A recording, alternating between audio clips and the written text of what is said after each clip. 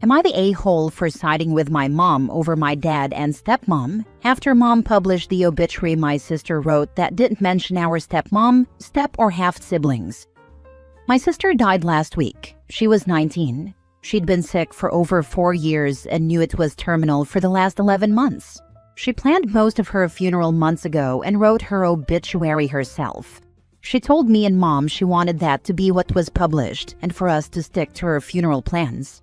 She said she didn't want anything fake or not her. Our dad wasn't a part of this. My sister wasn't close to him since he remarried 6 years ago, and she'd lived with mom full-time when she got sick. Dad still saw her, but their relationship wasn't good. She hadn't seen our stepmom in over 3 years, nor our step-siblings, who are our stepmom's kids from before she married dad, or our half-siblings from dad and stepmom. In her obituary, she didn't mention them, just mom, dad, me, our grandparents, our aunts and uncle, and a few cousins. That's the obituary we published, and my dad and stepmom were furious. They told mom she should have added to it when she knew my sister had left them out. Dad tried to order her to submit a change, but mom said no. Dad tried to do it himself, but he was told he'd need to publish a different one. Dad wanted me to convince mom, but I stood with her in saying no. My sister didn't want them mentioned, and it was her obituary. She wrote what was published, and I feel like that was the right thing to do. I don't think my mom did anything wrong. The funeral was incredibly awkward because of the tension. My sister hadn't wanted our stepmom, step-siblings, her half-siblings to be seated with a family. In the end, my stepmom and her kids stayed home, and dad sat with me and mom at the service. When it was over, my sister's best friend gave each of us a letter from her. The timing was, again, what my sister had wanted. My dad's letter set him off even more, and he was angry at mom and then at me for taking her side over theirs. Am I the a-hole? Now for the top comments. Not the a-hole. Y'all are just following your sister's last wishes. Your dad can kick rocks. Whatever the reasons for their rocky relationship, it's far too late for him to be trying to play happy family now. Yeah, he sounds super selfish. My brother-in-law just died really suddenly and tragically. The funeral is in 3 days, and my mother, who didn't know him well, is milking the tragedy on Facebook. It's gross. So I see where you're coming from, Opie, but not the a-hole. Your father is being selfish and disrespecting your sister's last wishes. He can buzz right off. I cut off one of my brothers for this kind of behavior. The girl who had a crush on him since we were kids, we're in our 50s now, and took care of him after his foot surgery, whom he refused to date, died. He went all over Facebook acting like he lost his girlfriend of so many years. Boo-hoo. I called him out on it, then blocked him, and I haven't spoken to him in almost 2 years. I am so proud that your mom did what your sister wanted. I did what my mother wanted. She didn't want a service, so she didn't have one, and I dealt with the backlash. But I'm proud of you and your mom. Same. I wish she hadn't needed to. I wish we could have saved my sister. She told me last night that she honored the wishes of her first baby, and it felt like the least she could do, since she couldn't give her a longer life. My mom's really struggling with my sister's death. We both are. I'm so sorry for your loss. I hope that you can grieve together, and hopefully, it gets a little easier as time goes on. Grief is always there though. When you're ready, it might help to find a therapist for both of you. Please also know that you didn't do anything wrong by honoring her wishes. Your dad is also grieving in his own way, which might involve some guilt. His current wife just sounds like a see you next Tuesday. I think planning her funeral and obituary likely brought some comfort to your sister. So by following her wishes, you have all respected and completed the grieving process she began for her life. Next story. Am I the a-hole for refusing to play happy family with my former bully, who is now my dad's fiancé? I, 24 female, had a rough time in middle and high school because of a girl named Sophie, 28 female. She wasn't just casually mean, she made my life miserable for years. She spread rumors about me, made fun of my appearance, and turned people against me. I developed severe anxiety, and it took years of therapy to rebuild my confidence. Fast forward to last year, my dad, 51 male, told me he was dating someone serious and wanted me to meet her. I showed up to dinner and my stomach dropped. It was Sophie. At first, I thought she didn't recognize me, but then she smiled awkwardly and said, "Wow, long time no see." Later that night, my dad asked why I was so quiet. When I told him what Sophie had done to me growing up, he was shocked. He said she had never mentioned knowing me. When he brought it up to her, she texted me a short, "Hey, I'm sorry if I was ever mean to you. I was young and stupid." That was it. I told my dad I wanted nothing to do with her. He said people change and that I should give her a chance. I refused, so he stopped bringing her around when I visited. That was fine until last month when he announced they were engaged. Now he's pushing me to come to the wedding, saying I need to move on and not hold a grudge over childhood drama. Sophie hasn't tried to have a real conversation with me. She acts like nothing ever happened, which makes it so much worse. My dad thinks I should be able to let go since it was years ago. But to me, being bullied isn't just something you get over because enough time has passed. Some of my family agrees with me, but others say I'm being petty and should at least try to be civil for my dad's sake. So, am I the a-hole for refusing to accept her as family? Oh, hell no. I'd be going no contact with your dad. I can't believe he even continued to date her after you informed him she was your bully. Not the a-hole. I'd write a detailed list of everything, and I mean everything she did to you. I'd then send that list to all your family members with a copy of the half-assed apology. I'd then say that ultimately you're not prepared to accept her in your life, and frankly, if anyone keeps pushing you, I'd reiterate you'll go low contact. Then arrange a separate meeting with your dad alone, and go through everything and confirm he is picking her over you. And that's fine, but he has to accept the consequences of that. Clearly getting his junk wet is more important than his daughter. I love this approach. You need to write a letter spelling out for your dad and your family the horrible abuse this woman put you through and how this has affected you. I'd also be questioning why a 51-year-old is marrying a 28-year-old. Yep, if Sophie won't talk to you, she hasn't told him the extent of the bullying. Write it all down in detail. Make him confront the severity. If he still won't take it seriously, and that isn't something you can tolerate, you have your answer. Not the a-hole. Your dad's pathetic for this, and being with a woman just a few years older than you.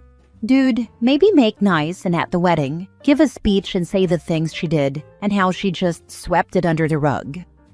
Honestly, the fact that she bullied Opie and now wants to play stepmom is already insane. But the dad marrying someone barely older than his own kid? That's next level cringe. Dating someone who literally went to school with your kid is beyond cringe. It's actually disgusting. Next story. Am I the a-hole for telling my stepmom and dad stop having so many kids? I, female 17, lost my mom when I was 10.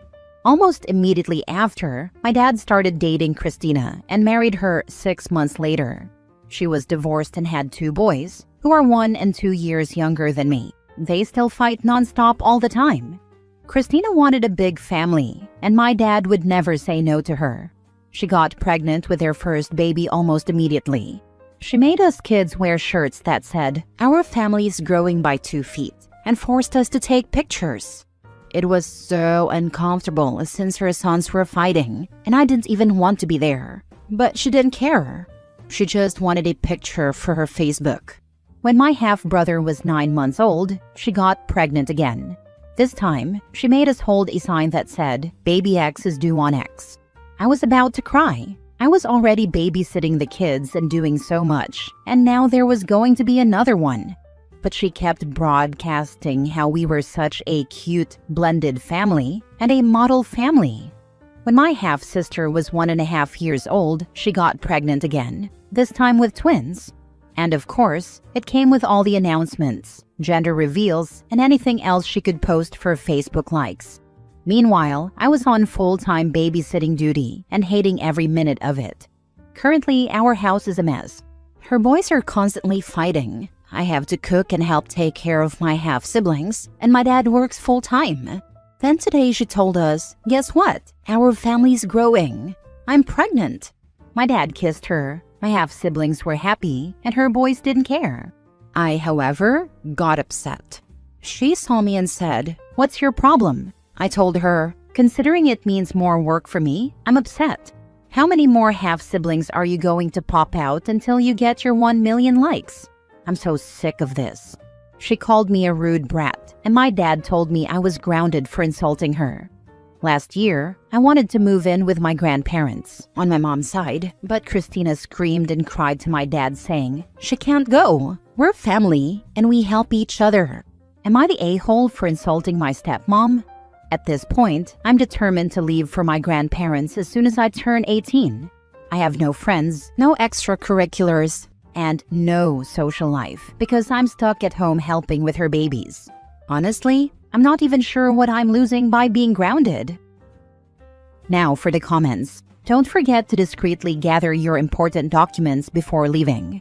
Birth certificate, social security papers, ID. There are probably lists online of what you need in your country. And any money you can come up with. Call your grandparents now. At 17, you may be able to go to them. Also, if dad is collecting social security for you, make sure to have your grandparents get the benefits. Those are benefits that go to you from your mother. They are yours. You are being parentified. Get to your grandparents today. Not wrong. Next story. Am I the a-hole for telling my brother it's not my fault he lost his kids? My brother has been ranting to everyone in the family because he lost his kids. I understand it's hard for him, but he doesn't get to blame anyone but himself. Here's a little backstory. My brother has 2 kids with his wife, Kristen. They've been together since high school and had a beautiful family until they didn't. I don't talk to my brother at all, nor do I talk to Kristen. My brother and Kristen started using drugs, and being around the kids made everything worse. My brother was an addict years ago, but he went to rehab and got clean. It was shocking to hear that he had gotten back into it. As much as I helped him the first time, things just seemed to repeat themselves. Remember when I said I don't talk to my brother? Yeah, no one knew that he and Kristen were using, because he stopped coming around and stopped calling us.